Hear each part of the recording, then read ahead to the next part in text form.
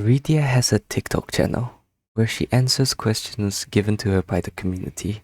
And most of these inquiries are kinda lame, but a few of them are actually quite interesting, and once she answers them, she does give out very interesting content that are either behind the scene or not said publicly yet, or she just give out her very well articulated thoughts.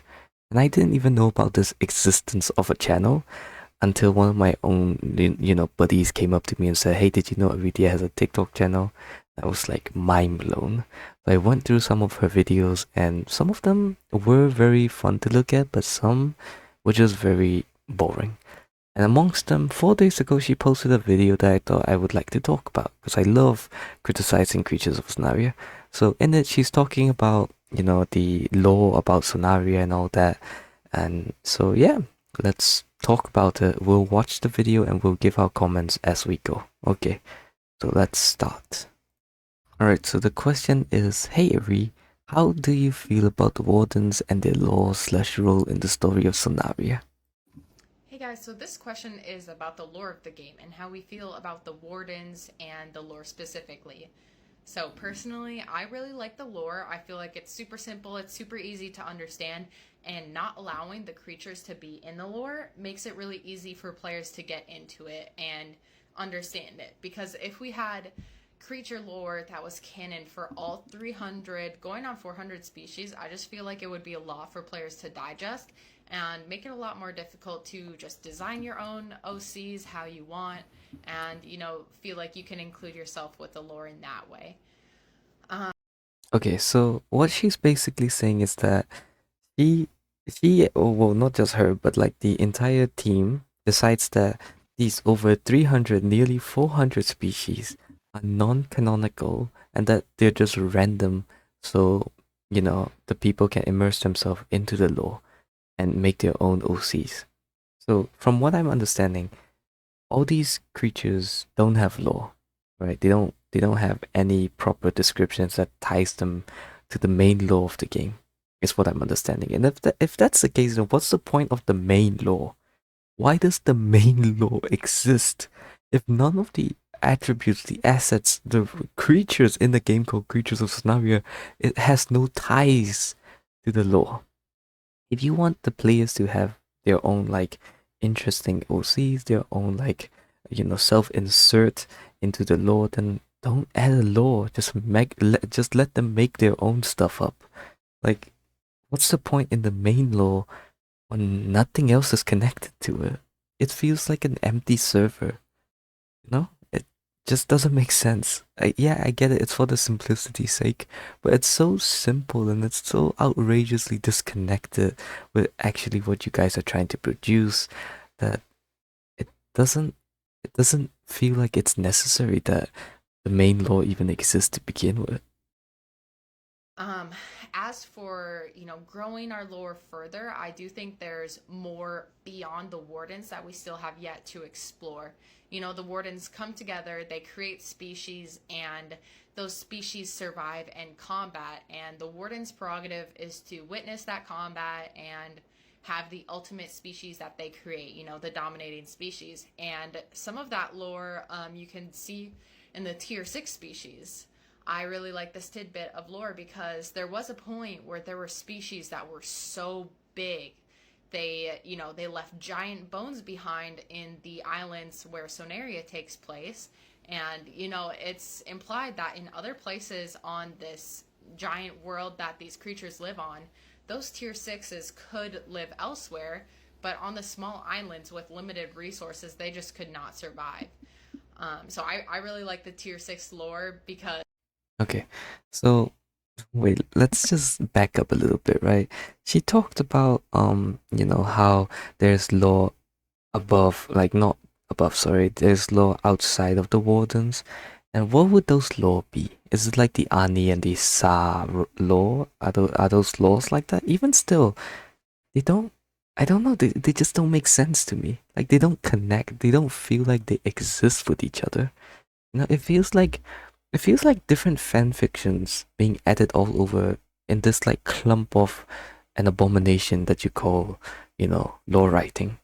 So it doesn't feel like they're connected with each other. Sure, like it's in the same universe, but it's the same as like, having the Fantastic Four and like the Avengers in Marvel. Everything is happening, but for some reason they feel like they're on different planets. It's the same universe, but it feels like they're like very separated from each other. That it feels disconnected is my problem. And this what's the idea of the wardens? Like you tell me like the end goal of the wardens is to make the creature like the only the only creature that remains, the creature that's the strongest, the conqueror, whatever, right? The toughest, the most like, like the most strongest and the one who can survive the most. They want to create that type of species, right? If they do, then why do they create creatures like Kiwi? Why do they create creatures like Jeff? Because they're pathetically weak. And if their final result or their end goal is to create the strongest, the best creature that's like the toughest, then what's the point in these tier ones and tier twos? They just feel so pathetic compared to like these massive tier fours and tier fives. I just don't understand like the quote unquote end goal of the wardens. It just doesn't make sense. If you want if you just want random creatures added to the game, just admit it and like remove the lore entirely. To say there is lore and then to like sort of merge it with like this nonsensical idea of how the wardens want to create the final evolution creature, whatever, like an anime sequence. Like if you want to do that, then just add all tier 5. Maybe that's why you guys are just adding tier 5 nowadays. Maybe that's the point. Okay, I think I can see it slightly now. But yeah, that's just my thought. It doesn't make sense. For crying out loud, you added like a beach ball a few weeks ago. How is that the final conquering species the wardens want? And then, what's the point in creating that to begin with? Why do they want to create the ultimate survival creature? What's the point of that? Like, and then if it's the ultimate survival creature, what other species would be able to coexist with it? What other creatures could live alongside with something that's such a mass destructive monster, behemoth thing? What other species could make an ecosystem with it? It would just be a solo creature and that's it.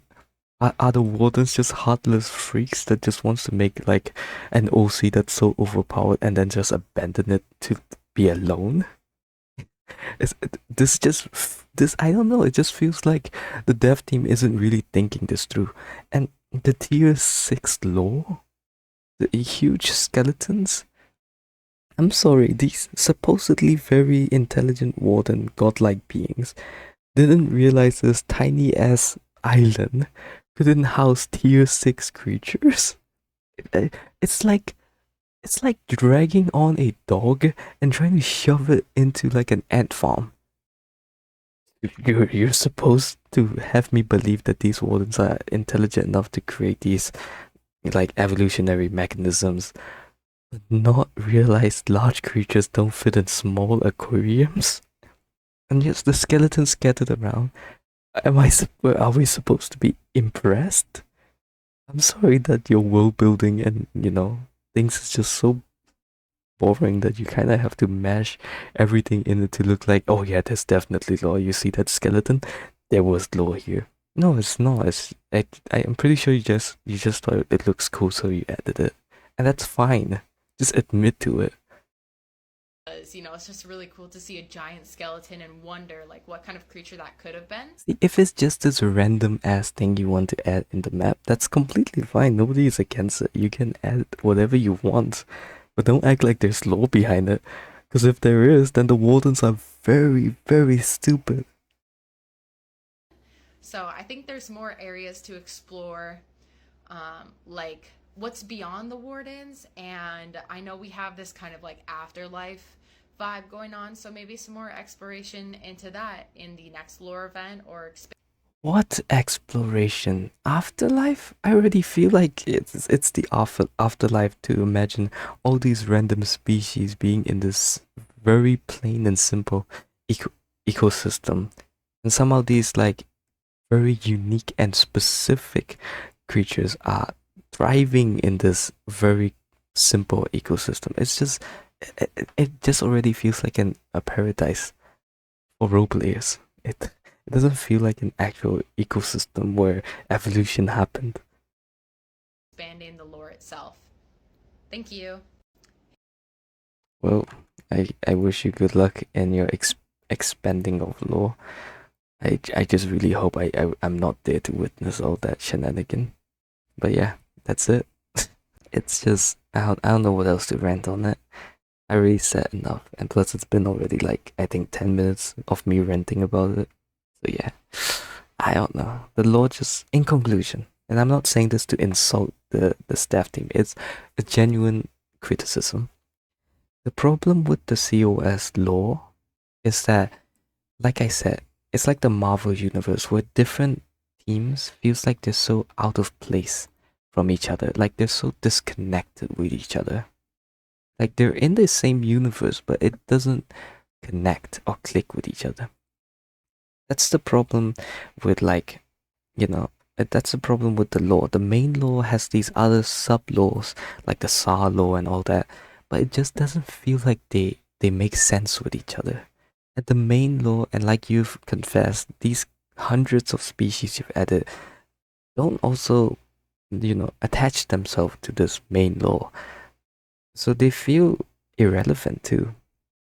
And if they feel irrelevant, what's the point of this huge lore that you have built up? And the final end result for this warden thing is also nonsensical. What's the end goal of creating the best species, But yeah, that's all I have to say. Thank you so much. Bye.